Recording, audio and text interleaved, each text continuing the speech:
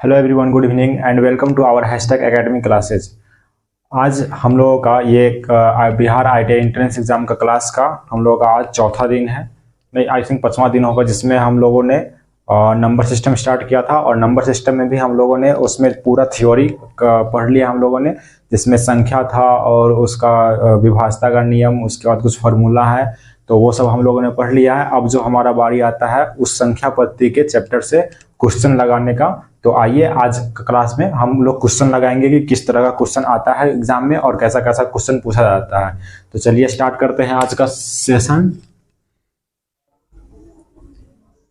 यह है Bihar ITI entrance exam, जिसे आप हिंदी में कहते हैं बिहार आईटीआई प्रवेश परीक्षा। ये हो गया। और इसमें आज हमें क्वेश्चन लगाना है। तो आप लोगों ने वो जो कॉन्सेप्ट लिखा था, हमने नंबर सिस्टम का पूरा, संख्या किसे कहते हैं, कितने प्रकार के होते हैं, उसके बाद वो जो विभाज्यता का नियम था 2 से लेकर 9 तक, और जो कुछ फार्मूला था, ये 5 फार्मूला, वो आप लोगों ने आई थिंक याद होगा आपको। तो चलिए उस पर बेस हम लोग क्वेश्चन करते हैं। तो उम्मीद है आप लोगों ने ITI का बुक ले लिया होगा, जो अरिहंत पब्लिकेशन का है। ये बिहार ITI का किताब है। तो आइए अब इस किताब से क्वेश्चन सॉल्व करने की कोशिश करते हैं। तो हमारा इसमें पहला क्वेश्चन है, क्वेश्चन नंबर 1। आप देखिएगा उसमें लिखा हुआ बुक में कि √81 निम्न में से क्या है। √81 निम्न में से क्या है, ठीक है। तो ये हमारा क्वेश्चन है, √81 निम्न में से क्या है। तो इस क्वेश्चन को आप सॉल्व करिए, क्योंकि हमने आपको परिमेय रूट अभी जो स्क्वायर रूट और क्यूब रूट अभी नहीं पढ़े हम लोग, वर्गमूल। तो ये हमारा अगला टॉपिक है, वर्गमूल और घनमूल। तो उससे हम लोग अगले टॉपिक में स्टार्ट करेंगे। लेकिन आई थिंक आप लोगों को इतना पता होगा कि √81 का मान कितना होगा। तो सबसे पहले आप √81 को तोड़ेंगे। तो आप इसमें सोल्व √81 को क्या लिख सकते हैं, जैसे कि 81 का वर्गमूल निकालना है। तो 81 का वर्गमूल निकालने का सिंपल फंडा है, 9 9 81, 9 मरतब पे जा रहा है। तो √81 को हम लोग 9 लिख सकते हैं। तो √81 अब हो जाएगा हमारा यहाँ पे क्या, 9। और 9 है तो ऑब्वियस ही बात है कि ये 9 एक संख्या है। और कौन सा संख्या है तो आप उसे डिसाइड करिए। आपके ऑप्शन में दिया हुआ है कि 9 एक भिन्न है। भिन्न तो हो नहीं सकता, क्योंकि भिन्न फ्रैक्शन होता है, जो 2/3 इस टाइप से आता है, वो फ्रैक्शन हो गया भिन्न में, तो भिन्न तो हो नहीं सकता है। दूसरा है हमारा परिमेय संख्या।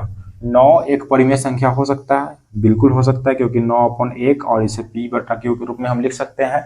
तो ये हो जाएगा हमारा परिमेय संख्या। तो आप लिखेंगे √81 एक परिमेय संख्या है, ठीक है, परिमेय संख्या है। तो जब हमारा आंसर मिलेगा तो बाकी ऑप्शन चेक करने का कोई मायने बनता नहीं है।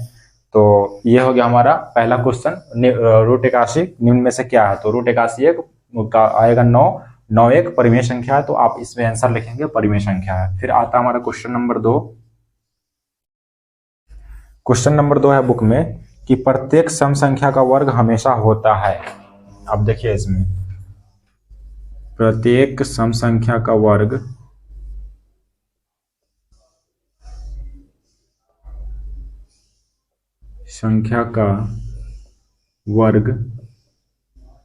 हमेशा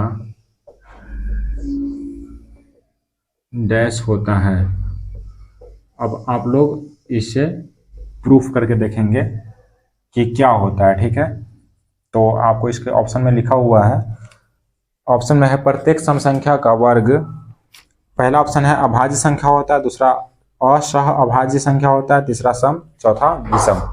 तो आप पहले इसमें चेक करके देखिए कि प्रत्येक सम संख्या का वर्ग, सम संख्या क्या होता है, आप डिफिनेशन में पढ़े होंगे कि 2, 4, 6, 8, 10, ये सब जो संख्या है जो 2 से डिविजिबल होता है उसे सम संख्या कहते हैं। तो सम संख्या में क्या आएगा, 2 आएगा, 4 आएगा, 96 आएगा, 24 आएगा, 18 आएगा, 14 आ गया। तो ये सब हो गया हमारा सम संख्या, ठीक है। और सम संख्या में भी क्या बोल रहा है कि प्रत्येक सम संख्या का यानी ये सब सम संख्या है, इसका वर्ग यानी कि इसका हम स्क्वायर कर देंगे, इस सब पे स्क्वायर करने पे हमेशा कौन सी संख्या आएगा। तो ऑप्शन में क्या था, अभाज्य संख्या, असह अभाज्य संख्या, असहभाज्य संख्या कोई संख्या होता नहीं है, तो ये ऑब्वियस है कि ये पहले ही ऑप्शन कट गया। पहला है अभाज्य संख्या, तो क्या हम 2 को स्क्वायर करेंगे तो कितना आएगा, 4। 4 एक अभाज्य संख्या है, नहीं है, क्योंकि अभाज्य संख्या का डिफिनेशन क्या था कि वैसी संख्या जो खुद से और 1 से कटे वो अभाज्य संख्या कहलाता है, तो ये नहीं होगा। तो हमारा दूसरा पहला ऑप्शन कट गया, अभाज्य संख्या नहीं होगा, ठीक है। दूसरा तो असह अभाज्य संख्या कोई संख्या होता नहीं, तो वो भी कट गया। तीसरा ऑप्शन है हमारा इसमें बुक में सम संख्या। तो आइए अब सम संख्या पे जांच करते हैं कि 2 का स्क्वायर कितना है, 4। 4 एक सम संख्या है, तो है, यहाँ कंडीशन सेटिस्फाई कर रहा है। 4 का स्क्वायर 16, 16 भी एक सम संख्या है, तो ये भी कंडीशन सेटिस्फाई कर रहा है। तो आप इससे अंदाजा लगा सकते हैं कि प्रत्येक सम संख्या का वर्ग करने पे वो हमेशा सम संख्या ही आएगा, ठीक है। तो आप इसका आंसर लिखेंगे सम संख्या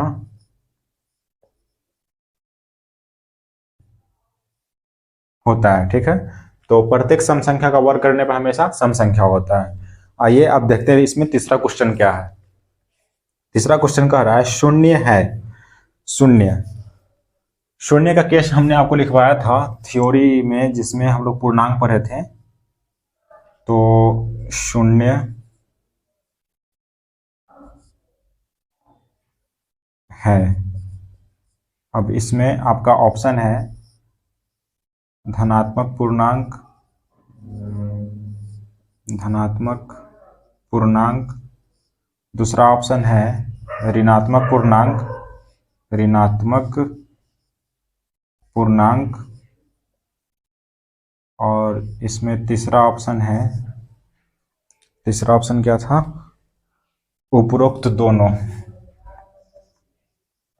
उपरोक्त दोनों। और हमारा चौथा ऑप्शन है इसमें न तो धनात्मक और न ही ऋणात्मक, न तो धनात्मक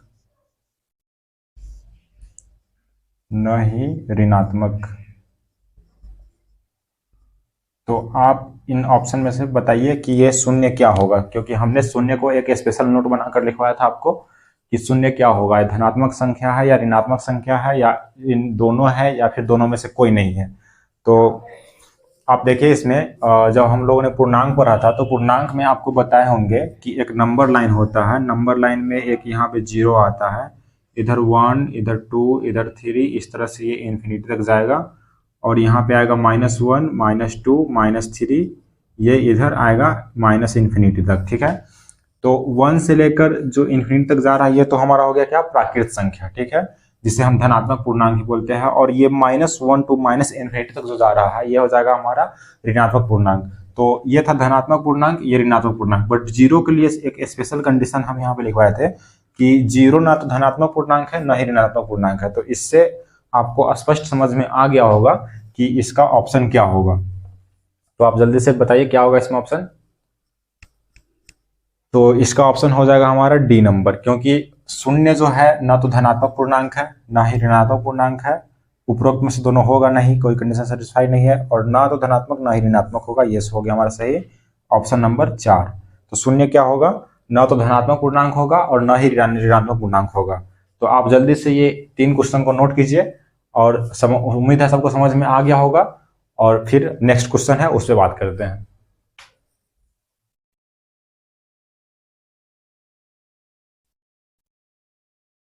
हो गया। आइए अब नेक्स्ट क्वेश्चन लेते हैं। क्या है हमारा नेक्स्ट क्वेश्चन।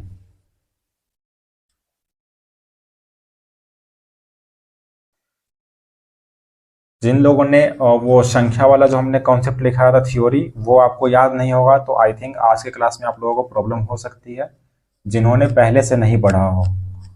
तो आज के क्लास में आप डायरेक्ट नहीं एंट्री ले सकते, क्योंकि पहले का क्लास आपने किया हुआ हो तब आज का क्लास आपको समझ में आएगा।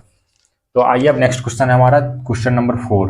क्वेश्चन नंबर 4 क्या है कि 2 लगातार सम संख्याओं का अंतर क्या होगा। 2 लगातार सम संख्याओं का अंतर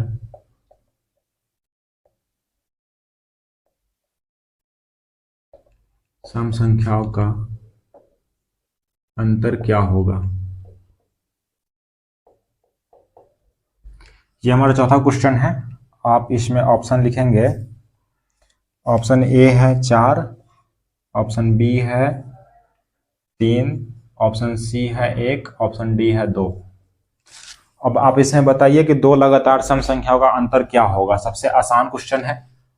अब पहले आप इसमें सम संख्या लिखिए, 2, 4, 6, 8, 10 और भी डॉट डॉट डॉट जाते रहेगा।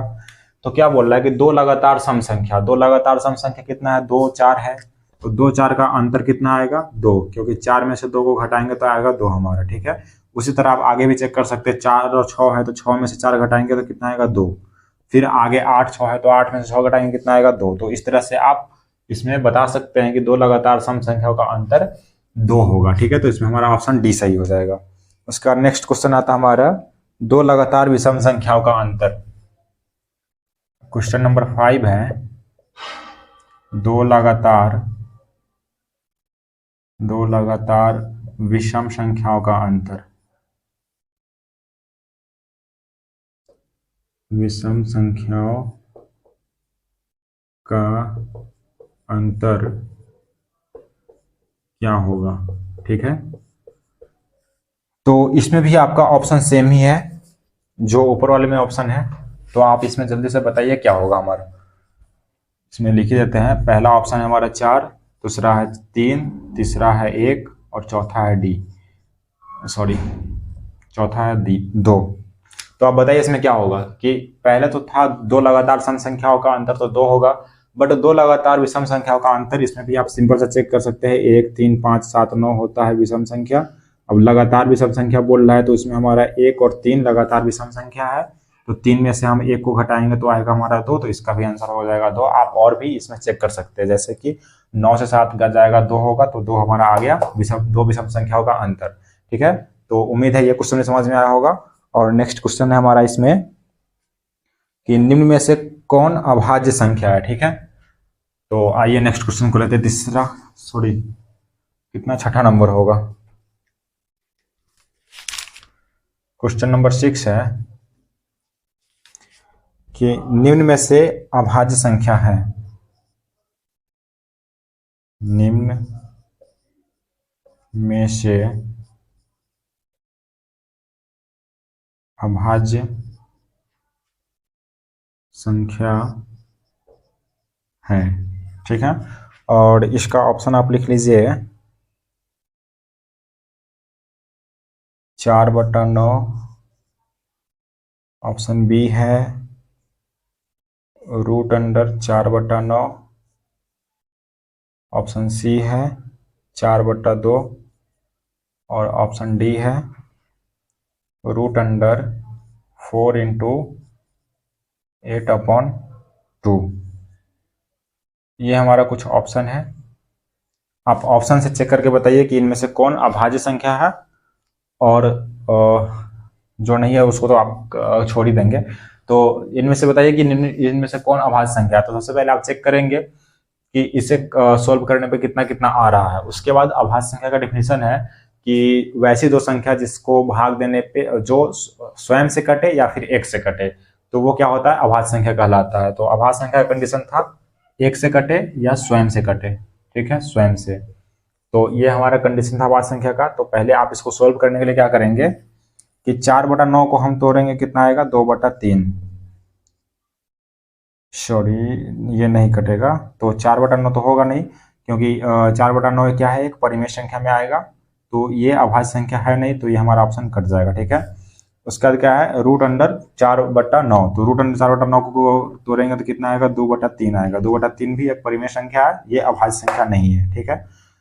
और 4/2 है, 4/2 को काटेंगे तो 2 से कटेगा, 2 मरते पे तो आएगा हमारा 2, जबकि 2 1 से कटता है और खुद 2 से कटता है, यानी 1 और स्वयं से कटता है, तो ये हो जाएगा हमारा अभाज्य संख्या। ये ऑप्शन नंबर सी सही है, बाकी ये सब गलत है।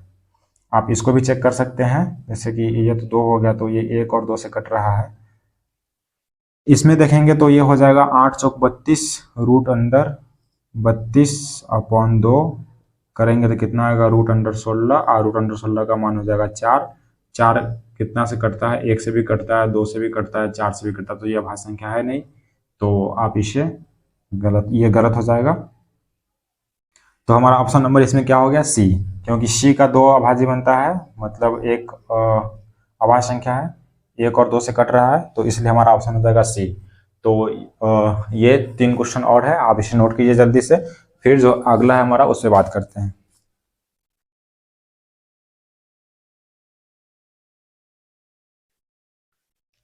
हो गया। आइए अब 7वां नंबर क्वेश्चन है, उस पर देखते हैं क्या है 7वां नंबर क्वेश्चन।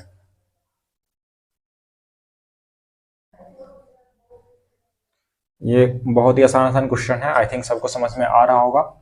टफ क्वेश्चन होता है उसे हम खुद ही 2 बार रिपीट कर देते हैं, तो इसमें कुछ समझाने वाली बात है नहीं, बस आपको डिफिनीशन याद होना चाहिए, आप वहां से इजीली कर सकते हैं डिफिनीशन के थ्रू ही, ठीक है। तो आइए अब हमारा नेक्स्ट क्वेश्चन है इसमें 7 नंबर क्वेश्चन नंबर 7 आप लगाएंगे इसमें। निम्न में से परिमेय संख्या है, निम्न में से परिमेय संख्या है। परिमेय संख्या यहाँ पे है, तो आपको परिमेय संख्या का डिफिनेशन याद होना चाहिए कि वैसी संख्या जिसे p बटा q के रूप में लिखा जा सके, और इसमें कंडीशन क्या था कि उसमें q का मान 0 नहीं होना चाहिए, ठीक है। तो इसमें ऑप्शन है 2√1/4, सेकेंड ऑप्शन है √2, ऑप्शन नंबर 3 है √4 1/2, और ऑप्शन नंबर डी है 2√2 3/4। ये हमारा ऑप्शन है, आप जल्दी से चेक कीजिए और बताइए इसमें कौन सा परिमेय संख्या है और कौन सा परिमेय संख्या नहीं है, ठीक है। तो आइए चेक करने के लिए क्या करेंगे, हम सबसे पहले इसको तोड़ेंगे, तो 4 दूना 8, 1 9 और बटा 4 आएगा, तो ये रूट के अंदर आ गया कितना, 9/4। इसे अब तोड़ेंगे तो कितना हो जाएगा, 3/2, ठीक है। √2 का मान √2 ही रहेगा, ये कटने वाला है नहीं। उसके बाद क्या देखेंगे, इसमें 4/1/2 है, तो ये कितना हो जाएगा, 4 दूना 8, 1 9/2, 9/2 को हम अति भी करेंगे तो सिंप्लीफाई भी करेंगे तो ये कितना हो जाएगा, 3/√2, जबकि √2 में कोई मान परिमेय संख्या नहीं होता, रूट में कोई मान परिमेय संख्या नहीं होता। उसके बाद क्या होगा, इसे सोल्व करेंगे तो 4 दूना 8, 8 3 11, यानी √11/4, ये भी सोल्व नहीं होगा, रूट में ही रह जाएगा। तो सिंपल सा इसमें क्या था कि ये 3/2 p बटा q के रूप में लिखा जा रहा है, और कंडीशन जो था सेटिस्फाई कर रहा है कि q का मान 0 नहीं है, तो हमारा परिमेय संख्या क्या हो जाएगा, ऑप्शन नंबर ए, आप इसमें टिक लगा लीजिए, ऑप्शन नंबर ए हमारा हो जाएगा परिमेय संख्या। रूट में जो भी मान होता है वो परिमेय में नहीं आता है, अगर आएगा ही परिमेय में तो उसका सिंप्लीफाई करने पे ये p/q के फॉर्म में लिखा जा सकता है, ठीक है। तो आप नोट कीजिए, और फिर जो नेक्स्ट है हमारा 8वां क्वेश्चन, उस पर देखते हैं। 8वां क्वेश्चन है, 8वां भी सेम क्वेश्चन है, निम्न में से कौन सी संख्या परिमेय है, ठीक है। तो आप क्वेश्चन नंबर 8, इसका जो वो है उसको भी सेम टू सेम आप यहाँ लिख लेंगे, एज सेम एज 7। हम यहाँ पे इसलिए लिख देंगे क्योंकि आप ये जो क्वेश्चन है सेम टू सेम आप इस लैंग्वेज को यहाँ भी लिख लेंगे। तो 8वां क्वेश्चन में हमारा ऑप्शन है कि √4, दूसरा ऑप्शन है √3, तीसरा ऑप्शन है 2 + √3, और चौथा है 5√3, 5√3। अब इसमें चेक कीजिए कौन सा परिमेय संख्या है और कौन सा परिमेय संख्या नहीं है। तो सिंपल सा फंडा है कि परिमेय संख्या चेक करने के लिए हम क्या करेंगे, पहले इसको हटाएंगे, तो √4 को हम 2 लिख सकते हैं, √3 का 3 ही रहेगा, ये कटने वाला है नहीं, 2 + √3 इतना ही रहेगा, और 5 √3 इतना ही रहेगा, ठीक है।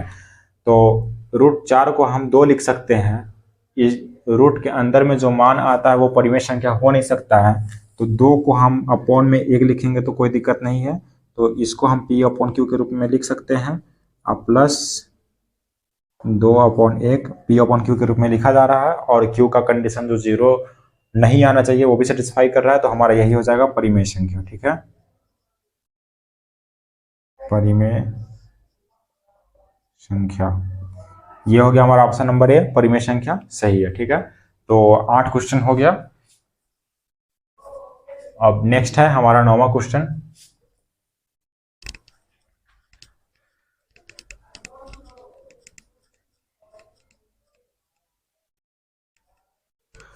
नौवां क्वेश्चन क्या है, इसको देखिए, ये थोड़ा लॉन्ग क्वेश्चन है, पहले लिख देते हैं इसमें। क्वेश्चन नंबर 9,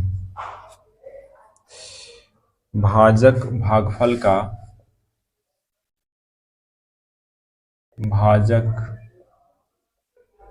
भागफल का 25 गुना है, 25 गुना है तथा शेषफल का 5 गुना है, तथा शेषफल का 5 गुना है। ठीक है, और इसमें क्या पूछ रहा है, यदि भागफल 16 है तो भाज्य ज्ञात करें। यदि भागफल 16 है तो भाज्य ज्ञात करें। देखो भाई, इसमें क्या है ना, सिंपल सा क्वेश्चन है, बस इसमें थोड़ा लॉजिक समझना। ये तो भाज्य ज्ञात करें, इसमें बस एक ही लॉजिक है, एक फॉर्मूला आता है, वो फॉर्मूला आपको याद होना चाहिए, बाकी इसमें कुछ है नहीं। ठीक है, तो आइए पहले हम आपको फॉर्मूला लिखवा देते हैं। इसमें क्या होगा, इसका फॉर्मूला भाज्य बराबर, तो देखो इसमें एक फॉर्मूला है कि भाज्य बराबर भाजक इनटू मतलब गुना भागफल जोड़ शेष। ये एक फॉर्मूला है, आप इस फॉर्मूला को नोट कर लीजिए। और ये फॉर्मूला काम कैसे करता है और इसमें कौन से पार्ट को हम क्या बोलेंगे भाग में, तो उसे देखते हैं। कि सबसे पहले आप भाग को कैसे लिखते हैं, मान लीजिए कि ये 48 हो गया भागा 3 हो गया। ठीक है, नहीं यहाँ पे आप 5 ले लीजिए। ठीक है, तो पूरा पूरा कट जाएगा। तो 48 को हम 5 से भाग देंगे तो आप इस फॉर्म में लिखते हैं भाग को। ठीक है, तो इसमें सिंपल सा कंडीशन ये है कि आप यहाँ पे देख लीजिए कैसे लिखेंगे कि ये हो गया हमारा भाजक। ठीक है, ऐसे ले लिए, और बीच में आएगा क्या, भाज्य, भाज्य, और इधर आएगा भागफल, और जो नीचे आता है उसे हम कहते हैं शेष या फिर शेषफल। तो आप इसे दिमाग में सेट कर लीजिए, क्योंकि यही है जो हमें इस फॉर्मूला से मतलब याद रखने में सही सहूलियत मिलेगा। क्योंकि जो भाज्य है, भाज्य आएगा फर्स्ट वाला, जो सबसे बड़ा वैल्यू होता है वो भाज्य का ही होता है। ठीक है, उसके बाद जिससे हम भाग देते हैं वो क्या कहलाता है, भाजक। ठीक है, भाग देने के बाद जो प्राप्त होता है उसे भागफल कहते हैं, और जो भाग देने के बाद बच जाता है उसे शेषफल कहते हैं।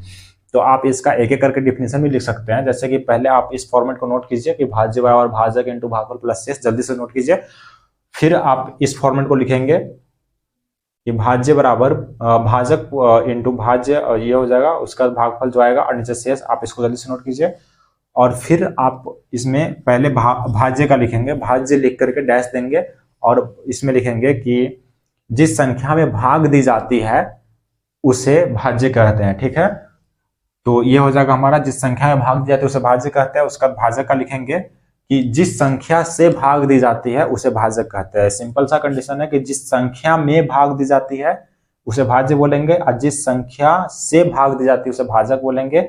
और भाग देने के बाद जो हमें प्राप्त होता है उसे भागफल कहते हैं। ठीक है, भाग देने के बाद जो हमें प्राप्त होता है उसे भागफल कहते हैं, और भाग देने के बाद जो बच जाए उसे शेष कहते हैं। ठीक है, तो ये आई थिंक आपको समझ में आ गया होगा। तो आप इसे नोट करिए जल्दी से।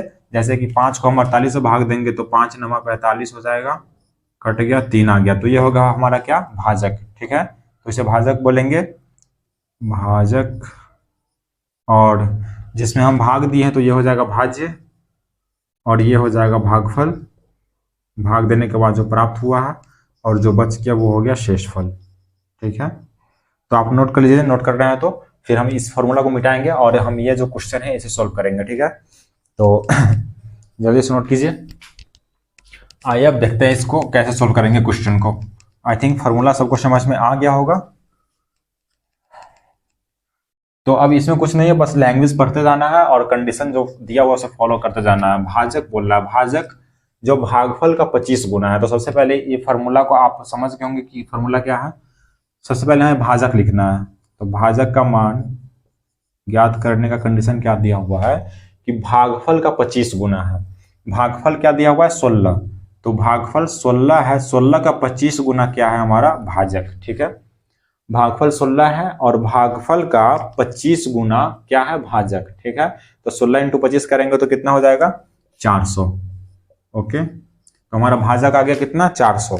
उसके बाद क्या निकालना है, क्योंकि हमें भाज्य निकालना है, तो भाज्य निकालने का फॉर्मूला क्या था, भाजक इंटू भागफल प्लस शेष। तो भाजक का तो मान हमने फाइंड कर लिया 400।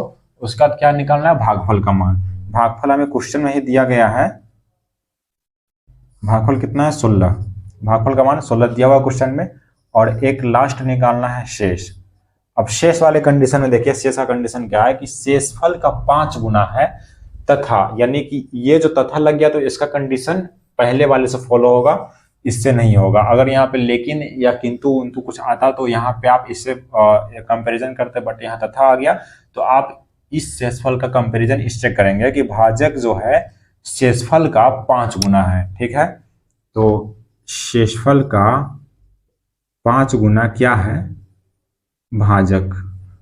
ठीक है, यही बोला जा रहा है इसमें कि शेषफल का 5 गुना यानी शेषफल इंटू 5 बराबर है क्या भाजक। ओके, तो शेषफल का 5 गुना यानी शेषफल हमें नहीं पता है, तो आप शेषफल को यहां लिख करके भाजक अपॉन भाजक बटा 5 लिख सकते हैं, क्योंकि ये गुना के फॉर्म में है तो ये उधर जाएगा तो भाग के फॉर्म में आ जाएगा। तो भाजक बटा 5 हो गया, और भाजक हमें ऑलरेडी दिया हुआ है कितना 400। तो भाजक का मान हो जाएगा कितना 400, और 5 का 5 ही रहेगा। ठीक है, तो ये हो गया भाजक का मान 400, 5 का 5 है, तो इससे डिवाइड करने पे कितना आएगा 80। ठीक है, तो हमारा आ गया कितना शेष आ गया 80। तो आप शेष को यहाँ 80 लिख देंगे। अब निकालना क्या है हमें भाज्य, तो ये सब निकल गया। अब भाज्य निकालने का फॉर्मूला क्या है कि भाजक इंटू भागफल प्लस शेष। तो आप यहाँ पे पहले फॉर्मूला लिख देंगे कि भाज्य बराबर भाजक इंटू भागफल प्लस शेष। ठीक है, भाज्य कितना है नहीं पता, हमें निकालना है भाजक का मान कितना दिया हुआ है 400, यहाँ है 400। भागफल का मान कितना है 16, और शेष का मान कितना है 80। अब इसको मल्टीप्लाई करेंगे तो 16 चौक 64, 6400 हो जाएगा। अब प्लस 80 है, तो ये हो गया हमारा आंसर 6480, जो कि किसका मान आया भाज्य का। ठीक है, तो भाज्य हमारा हो गया 6480, यही है आंसर।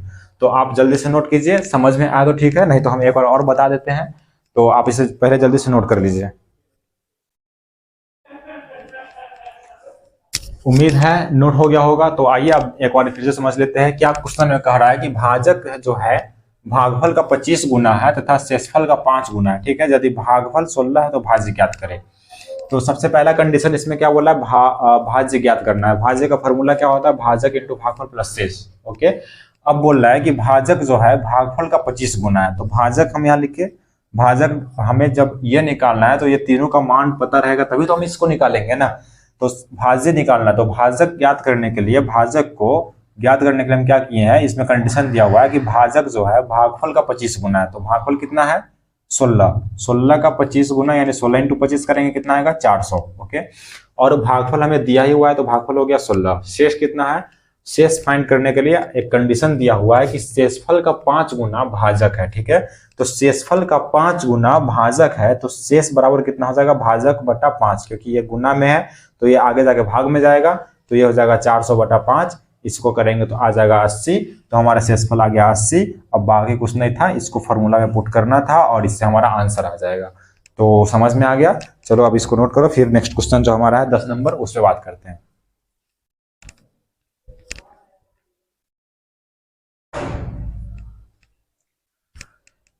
हो गया, अब 10 नंबर क्वेश्चन देखिए क्या है इसमें।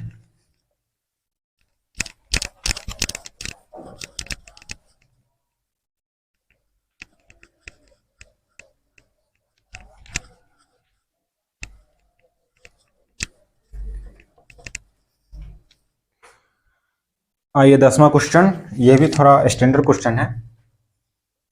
क्वेश्चन नंबर 10, 1 का क्यूब प्लस 2 का क्यूब प्लस 3 का क्यूब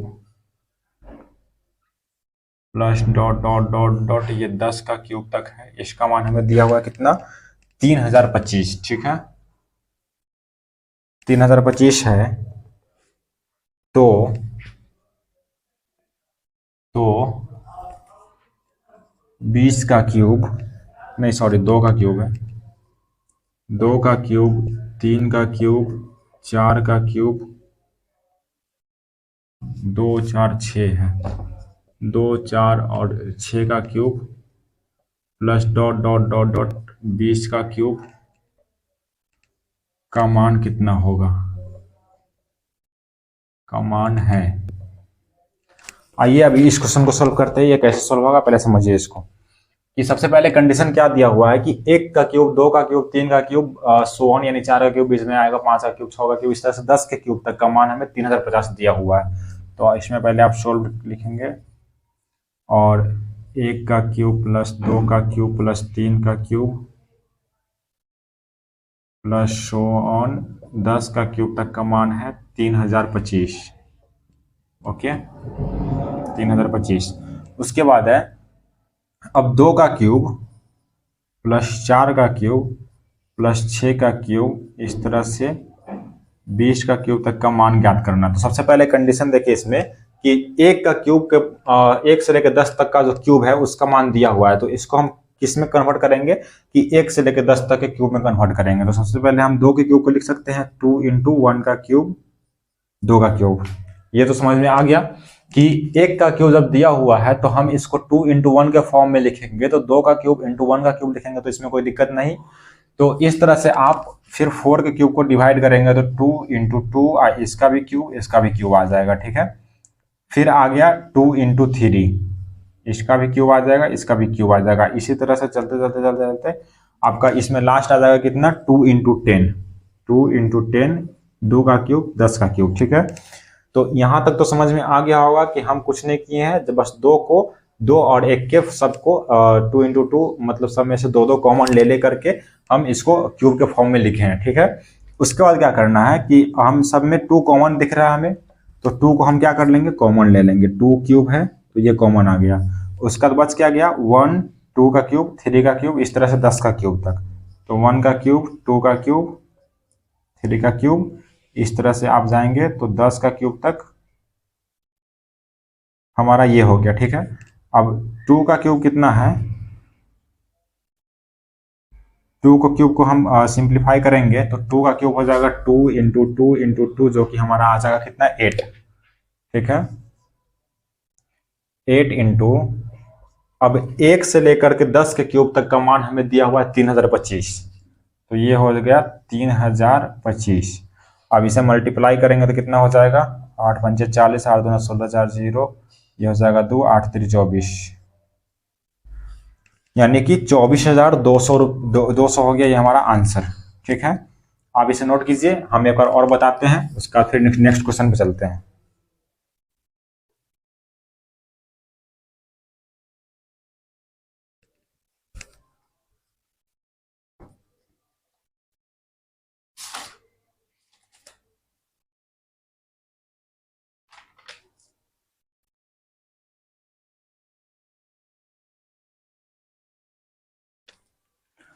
हो गया नोट?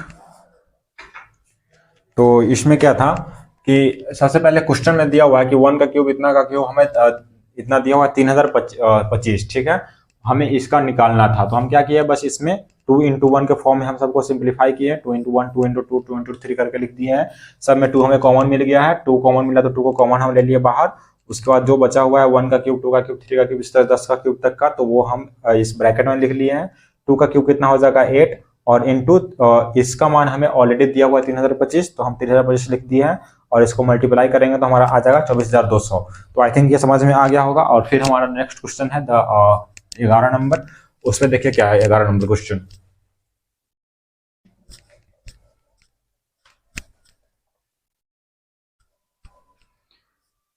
11 नंबर क्वेश्चन बोल रहा है इसमें कि 17 का पावर 200 को 18 से भाग देने पे 17 का पावर 200 को 18 से 11 ही है ना, हाँ, 18 से भाग देने पे शेषफल क्या आएगा।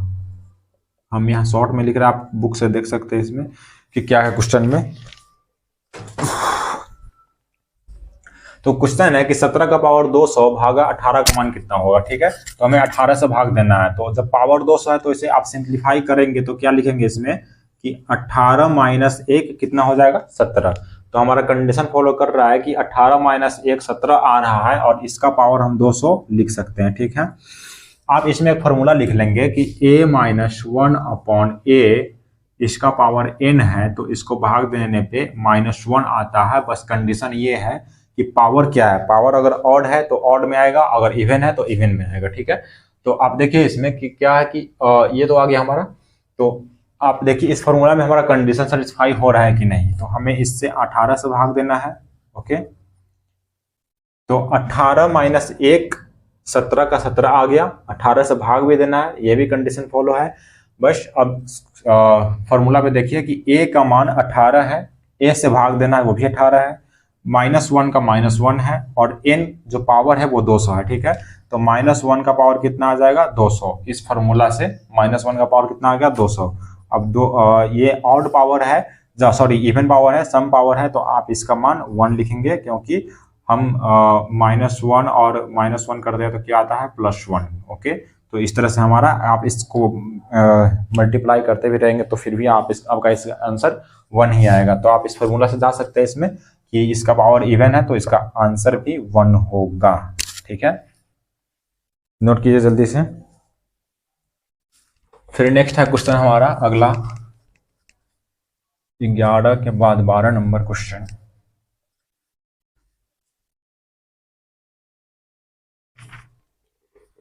बारह नंबर है 101 102 101 plus 102 plus 103 plus show on कितना तक है 200 तक का योग क्या होगा। 200 तक का योग क्या होगा। ठीक है, ये हमारा क्वेश्चन। आइए अब इस क्वेश्चन को बनाते हैं, कैसे बनेगा। सिंपल सा, आपको इसमें एक फॉर्मूला भी लिखाए होंगे कि लगातार जो n प्रथम प्राकृत संख्याओं का योग है तो उसका फॉर्मूला होगा n into n plus 1 upon 2। ठीक है, तो ये हमारा फॉर्मूला था, तो आप इस फॉर्मूला से आप जा सकते हैं। इसमें सबसे पहले क्या है कि 101 से लेकर के 200 तक है। ठीक है, तो आप इसमें 101 से 200 तक का निकालने के लिए क्या करेंगे, सबसे पहले हमें तो उस फॉर्मूला में ये नहीं बताया गया कि हम 101 से ही काउंटिंग स्टार्ट करेंगे। उसमें बताया गया है कि प्रथम n प्राकृत संख्या यानी शुरू का जो 1 से लेकर प्राकृत संख्या का स्टार्ट होता है वहां से स्टार्ट किया हुआ है। तो आप इसमें क्या करेंगे, सबसे पहले 1 से लेकर के 200 तक का योग ज्ञात करेंगे। ठीक है, तो 1 प्लस 2 प्लस 3 इस तरह से जाते जाते 200 तक जाएगा, 200 तक। तो इसका योग ज्ञात करने के लिए क्या करेंगे, सबसे पहले फार्मूला को पुट करेंगे कि फार्मूला क्या है n into n plus 1 upon 2। ठीक है, तो इस फार्मूला से हम जाएंगे तो n का वैल्यू कितना है 200। ओके, इंटू फिर n का वैल्यू कितना लिखेंगे 200 प्लस 1 का +1 ही आएगा। अब बटा में कितना, सॉरी ये पूरा बटा नहीं होगा, इसमें एक यहाँ पे बटा में कितना है 2। ठीक है, तो आप इसे सॉल्व करेंगे तो कितना आ जाएगा हमारा 200 का 200 ही रहेगा इंटू 200 प्लस 1 कितना हो जाएगा 201 बटा 2 करेंगे तो ये हो जाएगा 200 से 100। अब इसको गुना करने पे 20100 ये हो गया हमारा यहाँ तक 1 से लेकर के 200 तक के सभी प्राकृत संख्याओं के अंकों का योग। ठीक है, अब नेक्स्ट हमारा इसमें क्या ज्ञात करना है कि हमें 101 से ज्ञात करना है। ठीक है, तो ये तो हो गया 101 से लेकर के 200 तक का। अब देखिए इसमें क्या करेंगे हम, फिर इसका ज्ञात करने के लिए 1 से लेकर के 100 तक का अगर हम इसमें से माइनस कर देते हैं तो हमारा आ जाएगा 101 से लेकर के 200 तक। तो अब इसमें निकालेंगे 1 to 100 यानी कि 1 प्लस 2 प्लस 3 इस तरह से डॉट डॉट प्लस 100 तक जाएगा। ठीक है, तो 100 तक निकालने के लिए वही फॉर्मूला पुट करेंगे n into n plus 1 upon 2। तो n into n plus 1 upon 2 ये फॉर्मूला है। n का मान कितना है 100, n प्लस 1 हो जाएगा 100 प्लस 1 अपॉन 2। इसको सिंप्लीफाई करेंगे तो ये हो जाएगा 101 अपॉन 2, इससे ये हो जाएगा 50, इसको गुना करेंगे तो 5050 हो जाएगा। ठीक है, तो हमारा तो इसमें आ गया कि 1 से लेकर के 200 तक के बीच का इतना आया, और 1 से लेकर के 100 के बीच का 5050 आया। ठीक है, तो अब ये जो 1 से लेकर के 200 तक का है और 1 से लेकर 100 तक का है, इसको हम अगर घटा देते हैं दोनों इसमें से इसको, तो हमारा कितना आ जाएगा, 101 से लेकर 200 तक का आ जाएगा। ठीक है, तो इसका कितना है, 1 से लेकर के 200 तक का, देखो पहले यहाँ पे 200 का कितना दिया हुआ है, 20100। ठीक है, और 100 का कितना है, 5050।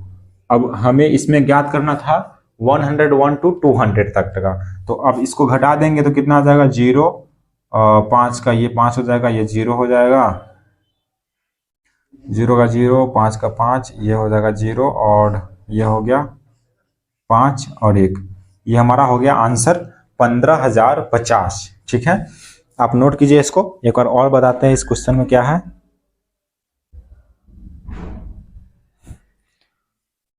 ठीक है, तो अब कुछ नहीं, इस क्वेश्चन में 101 से लेकर 200 तक का निकालना था हमें, तो हमने क्या किया, सबसे पहले 1 से लेकर 200 तक का निकाला।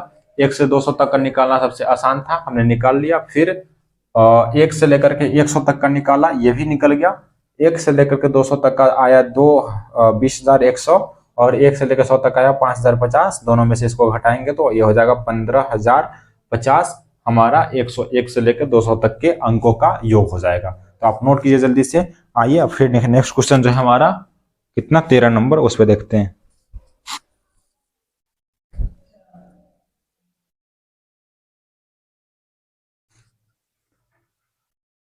अब नेक्स्ट क्वेश्चन है 13 नंबर।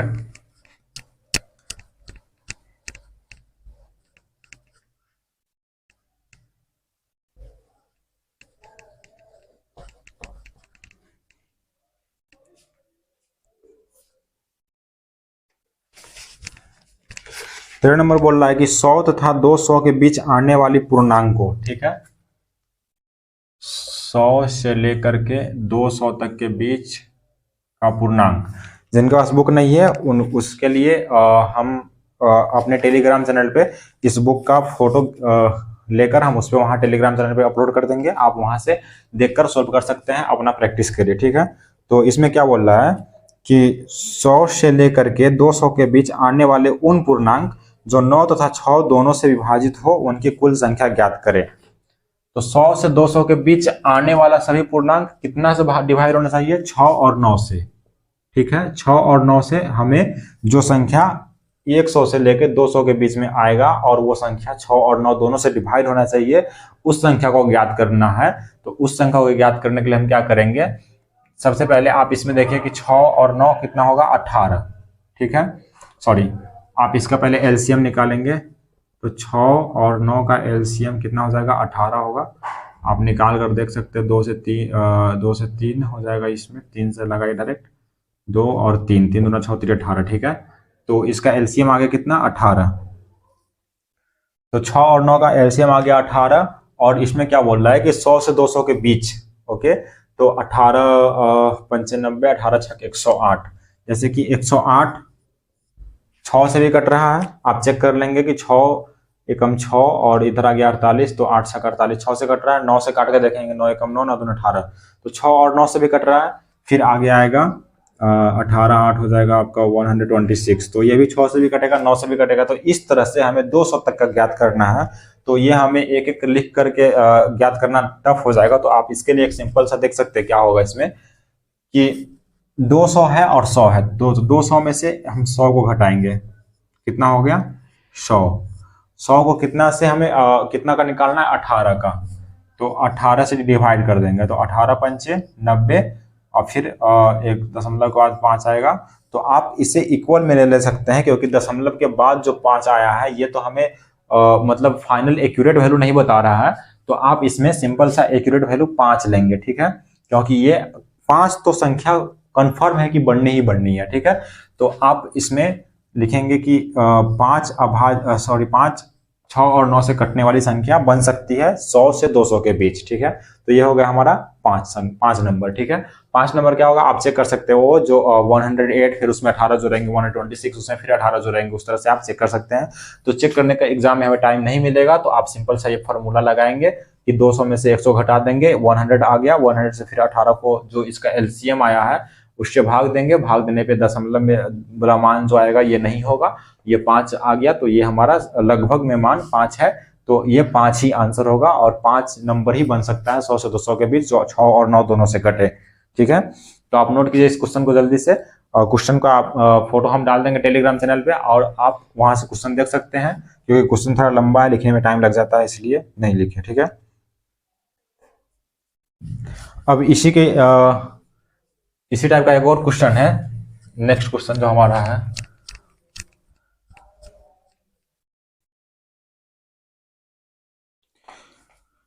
नेक्स्ट क्वेश्चन इसमें कि 14 नंबर, क्वेश्चन नंबर 14 पिछले बार 13 था और यह है 14 नंबर, कि 6 से विभाजित होने वाला 200 तक के कुल कितनी संख्याएं हैं। देखो इसमें क्या बोला जा रहा है कि 200 तक यानी 1 to 100, आप सिंपल सा समझिए कि 1 से लेके 200 तक का जो भी संख्या है उसे हम 6 से भाग देंगे, मतलब 6 से कटने वाला कितना भी संख्या आएगा उसमें, यानी 6 से डिविजिबल नंबर कितना होगा उसमें, ठीक है।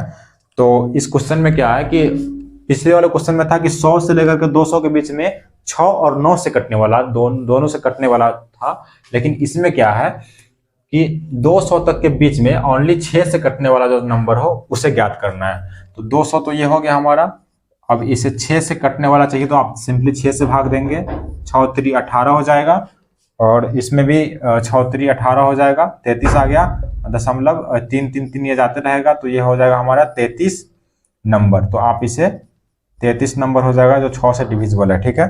आप नोट कीजिए तब तक, हो गया नोट। अब नेक्स्ट क्वेश्चन है, आइए उस पर देखते हैं कि ये 6 से डिविजिबल वाला हो गया। अब कितना था ये 15 नंबर क्वेश्चन क्या है कि प्रथम 20 विषम प्राकृत संख्याओं का योग, प्रथम 20 प्राकृत संख्याओं का योग कितना होगा, क्वेश्चन नंबर 15 है। तो इसका हम फॉर्मूला लिखवाए थे आपको, फॉर्मूला आई थिंक आपको याद होगा कि जो प्रथम 20 प्राकृत संख्या, मतलब प्रथम n प्राकृत संख्या, कोई प्राकृत संख्या अगर एक से जितना भी आता है विषम संख्या में, तो उसका हमें निकालने के लिए क्या है उसमें, एक मिनट,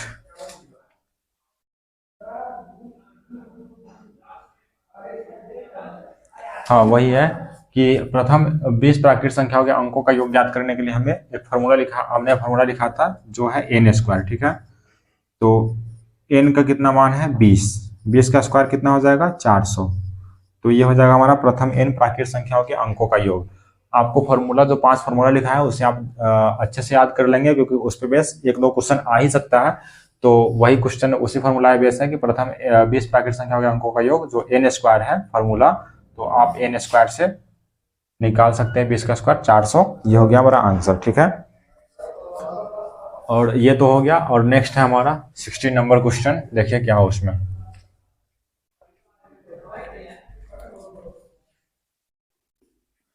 सिक्सटीन नंबर है, इसमें तो आपको फॉर्मूला दिया ही हुआ है, पहले आप देख लीजिए इसमें क्वेश्चन नंबर 16 क्या बोल रहा है कि 1 का क्यूब, नहीं स्क्वायर वाला ही है, 1 का स्क्वायर प्लस 2 का स्क्वायर प्लस 3 का स्क्वायर प्लस 4 का स्क्वायर, इस तरह से प्लस x का स्क्वायर तक अगर जाता है तो x इंटू एक्स प्लस 1 अब x plus 1 2x plus 1 upon 6, ये है, ठीक है। तो हमें इसमें ज्ञात करना है कि 1 का स्क्वायर प्लस 2 का स्क्वायर प्लस 3 का स्क्वायर प्लस 4 का स्क्वायर प्लस 1 कहाँ तक 10 का स्क्वायर तक का कितना होगा। ठीक है, तो देखिए इस क्वेश्चन को कैसे सोल्व करेंगे। इस क्वेश्चन के लिए भी हमने फार्मूला लिखाया था और क्वेश्चन एक फार्मूला खुद दिया हुआ है कि हमने फार्मूला आपको लिखाया होगा n into n plus one into n 2n plus one upon 6। ठीक है, इसमें x के फॉर्मेट में दिया हुआ है तो आप इससे निकाल सकते हैं। ठीक है, तो ये है हमारा फार्मूला। और इसमें क्या है कि आप सबसे पहले आपको जो फार्मूला लिखाया हुआ है वो है n into n plus one into 2n plus one upon 6। n का वैल्यू कितना है 10, तो 10 का 10 ले लेंगे। फिर n प्लस वन है तो 10 प्लस वन कितना हो जाएगा 11। उसके बाद कितना है 2n प्लस वन, यानी 2 into n 10 into 2 20, 20 plus one 21 हो गया। और अपॉन कितना है टोटल 6 है। ठीक है, अब इसे आप सिंप्लीफाई कीजिए कि 10 को 10 ही लिखेंगे, 11 को 11 ही लिखेंगे, 21 को 21, अपॉन में 6 है। इसे काटेंगे तो 5 मरतब 2 से ये कटा 5, 2 से ये कटा 3, 3 से ये गया 7, तो ये हो जाएगा हमारा 11 इंटू 7 77, 77 इंटू 5 हो जाएगा 385। तो ये हो गया हमारा 385 आंसर। ठीक है, तो आपको ये समझ में आ गया होगा कि 1 का स्क्वायर 2 का स्क्वायर इस तरह से अगर जितना भी जाता है लास्ट तक तो वो इसका फार्मूला क्वेश्चन में ही दिया हुआ था। हालांकि हमने आपको फार्मूला लिखाया था पिछले क्लास में, तो आप उस फार्मूला से जा सकते हैं n into n plus one into 2n plus one upon 6 से। तो n का वैल्यू हमेशा बड़ा वाला लेना है जो 10 है, 10 और n प्लस वन कितना हो जाएगा 10 प्लस 1 11, फिर 2n प्लस वन है यानी 10 गुना 20 और प्लस वन 21 हो जाएगा अपॉन 6 है। तो 10 इंटू 11 इंटू 21 अपॉन 6 करेंगे तो ये कितना हो जाएगा, इसे काटेंगे तो 5 3 कटा, 3 से 7 मरतबे कटा, काटने पे ये हमारा आंसर हो गया 385। तो आप जल्दी से नोट कीजिए, फिर नेक्स्ट क्वेश्चन हमारा उस पर देखते हैं क्या है।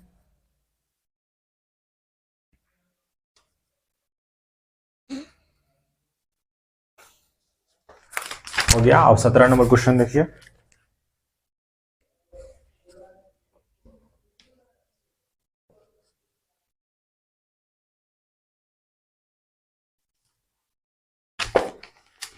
क्वेश्चन नंबर 17 क्या है,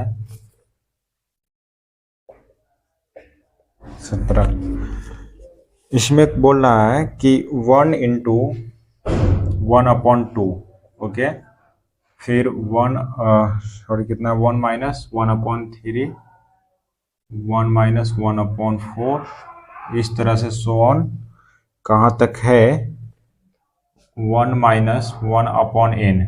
ठीक है, तो इसका मान कितना होगा, का मान है। अब इस क्वेश्चन को कैसे सॉल्व करेंगे आप देखिए क्या है क्वेश्चन में कि 1 into 1 minus 1 upon 2 into 1 minus 1 upon 3 minus into 1 upon 1 minus 4, इस तरह से 1 अपॉन 1 माइनस n है। तो इसे सॉल्व करने का सिंपल सा तरीका है कि आप 1 माइनस 1 अपॉन 2 को पहले सॉल्व कर लीजिए। 1 माइनस 1 अपॉन 2 कितना हो जाएगा, बटा में 1 लेंगे तो ये हो जाएगा 2, 2 माइनस 1 करेंगे तो 1 बटा 2 हो जाएगा, क्योंकि 1 में से हम आधा घटाएंगे तो हमेशा आधा ही आता है। तो इसे सोल्व कर लेंगे आप तो हमारा कितना आ गया आधा, यानी 1 बटा 2। ठीक है, फिर इंटू करेंगे 1 माइनस 1 अपॉन 3 को सोल्व करेंगे तो 1 माइनस 1 अपॉन 3 हो जाएगा 3 से 3, 3 माइनस 1 करेंगे तो 2 अपॉन 3 हो जाएगा। तो ये हो गया कितना 2 बटा 3। ठीक है, इस तरह से आप करते जाएंगे तो आगे 3 बटा 4, 4 बटा 5 आते रहेगा। और फिर एक के बार लास्ट में चले जाइए, लास्ट में क्या है 1 minus 1 upon n, 1 minus 1 upon n को सोल्व करेंगे तो बट्टा में 1 लेंगे, n इंटू एन 1 हो जाएगा n, और n से n में भाग देंगे तो यहाँ आ जाएगा n माइनस 1, यानी कि n माइनस 1 अपॉन n। ठीक है, तो ये हो जाएगा n minus 1 upon n। Okay, अब देखिए इसमें देखिए कौन कौन कट रहा है और कौन कौन नहीं कट रहा है। ठीक है, तो ये तो हो गया। इसमें आपको एक दिख रहा होगा सीक्वेंस कि ये 2 2 कट रहा है, 3 3 कट रहा है, 4 4 कट रहा है। तो हमें इस तरह से काटते जाएंगे तो आगे क्या बच जाएगा n माइनस 1 कट जाएगा। ठीक है, तो अब बच गया क्या 1 और अपॉन में n बच गया, तो ये हो गया हमारा आंसर। आप इसे समझ लीजिए एक बार फिर से कि 1 में से हम आधा घटाएंगे तो आधा आएगा, फिर 1 में से 1 अपॉन 3 घटाएंगे तो 2 अपॉन 3 आएगा, 1 माइनस 1 बटा 4 घटाएंगे तो 3 अपॉन 4 आएगा। इस तरह से हम 1 माइनस 1 अपॉन n घटाएंगे तो n माइनस 1 अपॉन n आएगा। ठीक है, अब इसमें एक सीरीज हमें दिख रहा है कि 2 2 कट रहा है तिरछा में, 3 3 कट रहा है, 4 4 कट रहा है। तो इस तरह से आगे चल कर की n-1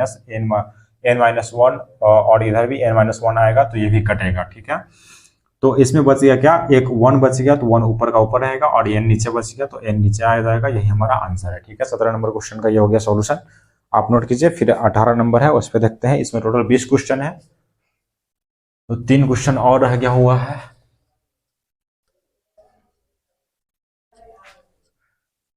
18 नंबर क्वेश्चन क्या बोल रहा है, देखिए इसमें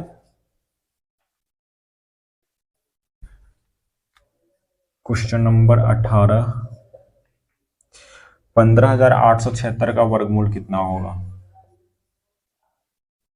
वर्गमूल का इकाई अंक।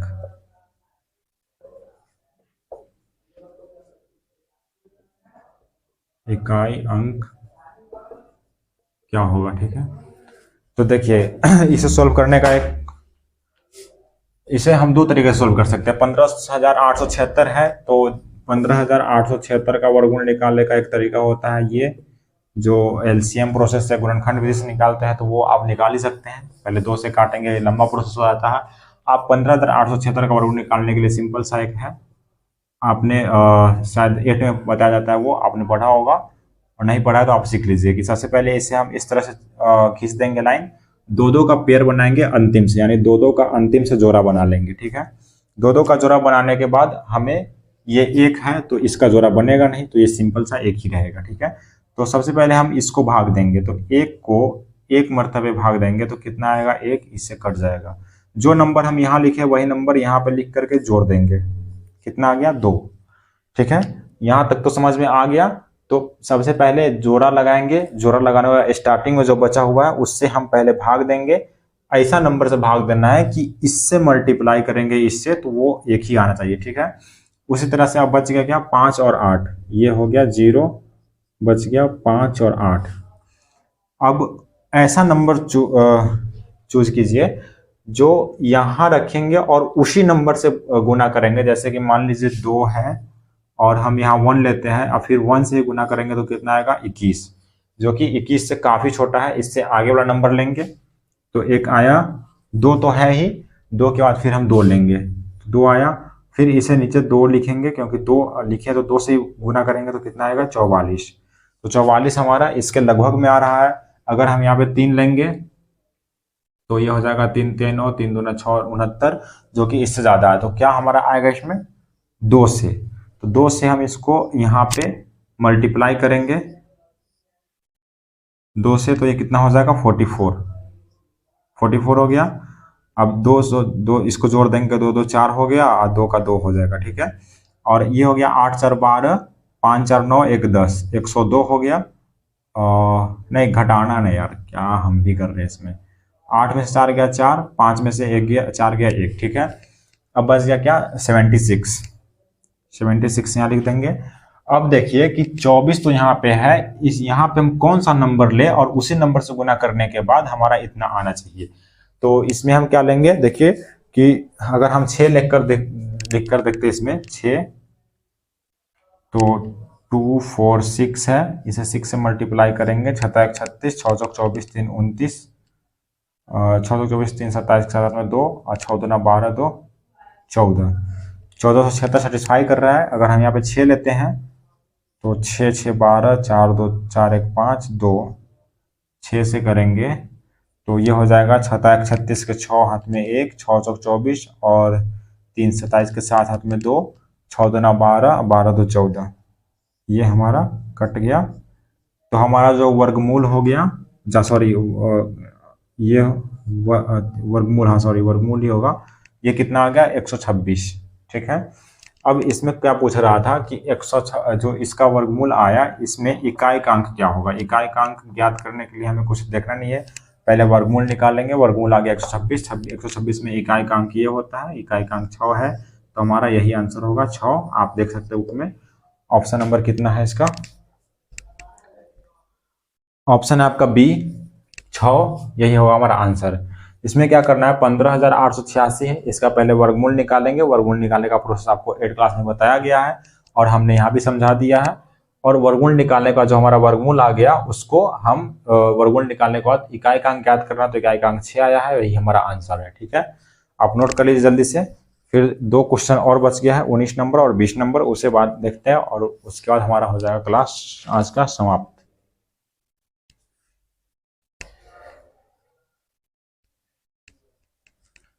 18 क्वेश्चन हो गया और एक है इसमें 19 नंबर। 19 नंबर क्वेश्चन क्या है कि गुणनफल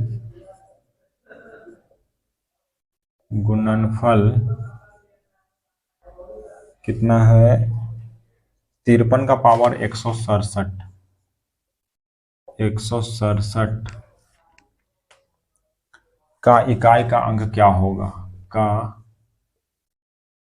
इकाई का अंक क्या होगा। ठीक है, तो ये हमारा 19 नंबर क्वेश्चन है, आप इसे सॉल्व करके देखिए, हो रहा है तो ठीक है, ना तो हम बता रहे हैं इसमें क्या है कि 53 का पावर 167 है। ठीक है, तो आप पहले 3 का पावर 1 लिखिए, कितना होगा 3, 3 का पावर 2 9, 3 का पावर 3 27, 3 का पावर 4 करेंगे तो 7 3 21 81 हो जाएगा, 3 का पावर 5 करेंगे तो 3 एकम 3 8 3 24 243 आ गया। तो आप इसमें देख रहे होंगे कि 3 का पावर 1 3 है, 3 का स्क्वायर है 9, 3 का क्यूब है 27, 3 के पावर 4 है 81, 3 के पावर 5 है 43 243।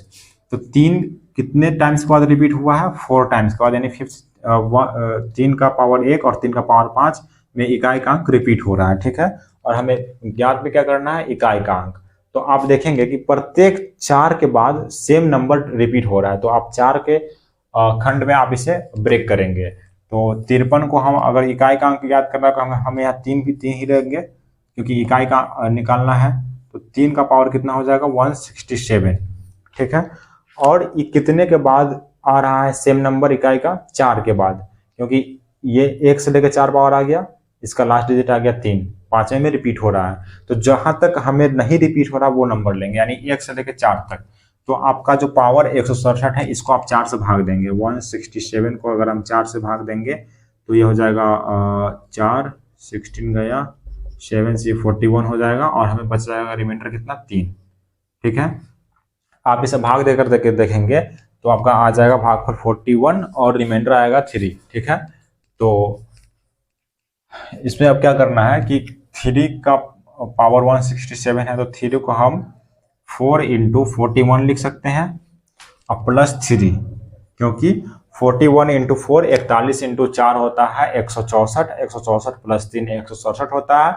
हम इसको इस फॉर्म में क्यों लिखे हैं, क्योंकि प्रत्येक 4 नंबर के बाद ये रिपीट हो रहा है।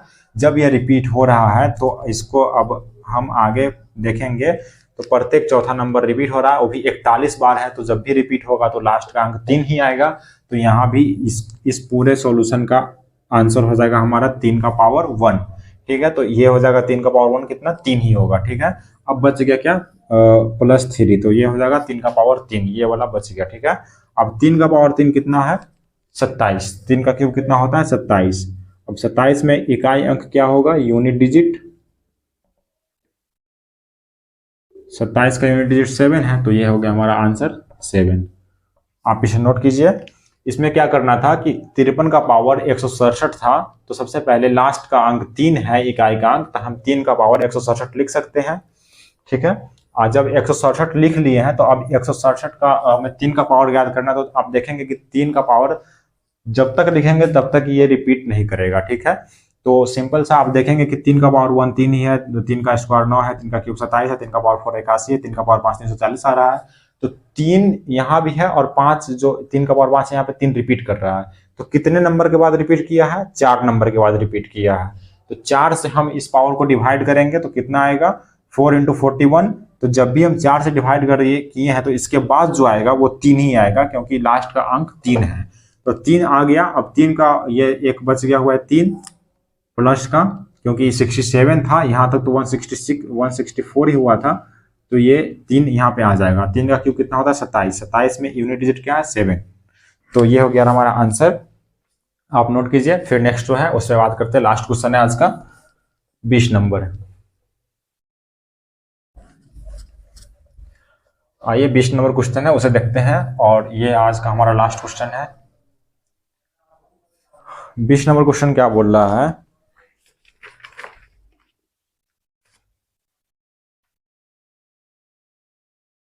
कि 264 का पावर 102 प्लस 264 का पावर 103 में इकाइकांक, इसमें भी इकाइकांक ज्ञात करना है। ठीक है, में इकाई का अंक क्या होगा, सॉरी, इकाई का अंक क्या होगा। ठीक है, तो क्या है कि 264 का पावर 102, 264 का पावर 103 है। ठीक है, तो आप पहले इसमें क्या आ रहा है, इकाई का अंक 4 और ये भी आ रहा है 4, तो आप पहले सिंपल सा इसमें लिख लीजिए कि 4 का पावर 102, क्योंकि हमें इकाई का अंक याद करना है। तो इकाई का अंक का पावर 400 का 4 का पावर 102 हो गया, और इसमें 4 का पावर कितना है, 103। ठीक है, अब 4 का पावर 102, 4 का पावर 103 आ गया, तो आप सबसे पहले यहाँ पे चेक करेंगे 4 का पावर लिख करके कि 4 का पावर 1 कितना होता है 4, 4 का स्क्वायर होता है 16, 4 का क्यूब होता है 64, 4 का पावर 4 होता है 200, 400 का 16, 724, 25, 256। तो इसमें आप देखेंगे एक सीक्वेंस में आपको पता चल रहा होगा कि जो इकाई का अंक 4 है, ये इकाई का अंक कितना आया 4। ठीक है, यूनिट डिजिट 4 है, और इसमें यूनिट डिजिट कितना है 6, इसमें भी यूनिट डिजिट 4 है, और इसमें यूनिट डिजिट 6 है।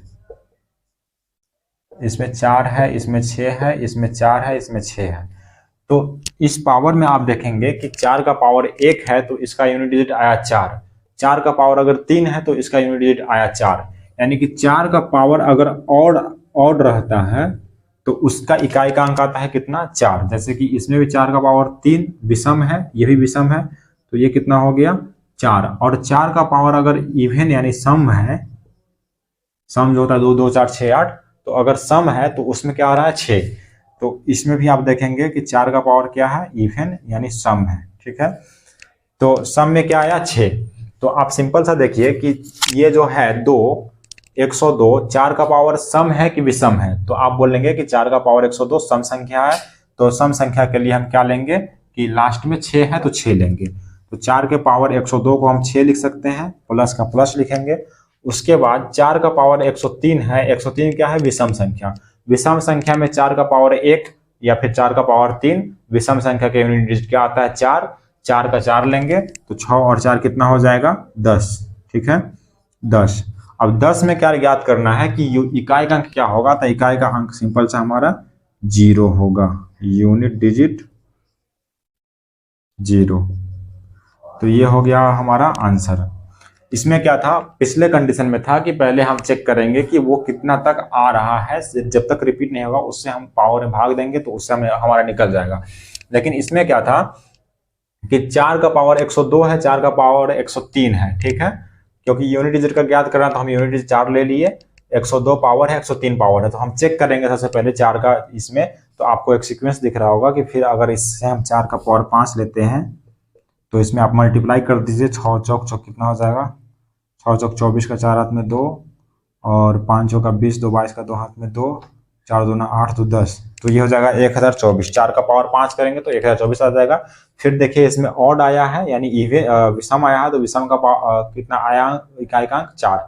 तो इस सीक्वेंस में आपका चलता जाएगा। ठीक है, तो इस सीक्वेंस में जब जा रहा है तो आप सिंपल सा देख सकते हैं इसमें कि 4 का पावर 102 सम है, तो सम के लिए यूनिट डिजिट क्या है 6, तो 6 का हम 6 ले लिए। फिर विषम 103 है तो विषम का कितना हो जाएगा 4, विषम का कितना है ऑड का 4, तो 4 यहाँ ले लिए, 6 और 4 10 हो जाता है, 10 का इकाई का अंक कितना होगा 0। तो ये हो गया हमारा आंसर। तो उम्मीद है आज का क्लास आप लोगों को समझ में आया होगा। तो आपका ये आज का हमारा 1 से लेकर 20 तक का क्वेश्चन खत्म हो गया, जो हमारा नंबर सिस्टम था। नंबर सिस्टम का सबसे पहले क्लास में हम लोगों ने संख्या क्या होता है वो पढ़ा, और कितने प्रकार के संख्या होते हैं। उसके बाद नेक्स्ट क्लास में हम लोगों ने जो विभाजता का नियम है और जो फॉर्मूला था वो देखा। और आज जो हमारा संख्या पद्धति का लास्ट क्लास था जिसमें हम लोगों ने टोटल क्वेश्चन किया 1 से लेकर 20 तक का, ये क्वेश्चन था हमारा। और फिर नेक्स्ट क्लास में जो मिलेंगे, जो हमारा अगला टॉपिक है वर्ग, वर्गमूल, घन, घनमूल, उस पर बात करेंगे। तो उम्मीद है आज का क्लास आपको समझ में आया होगा। अगर क्लास आपको अच्छा लगा तो आप लाइक कीजिए और अपने दोस्तों के साथ शेयर कीजिए जिन्हें बिहार ITI एंट्रेंस एग्जाम देना है। ठीक है, तो आज के लिए इतना ही। Thank you, bye bye.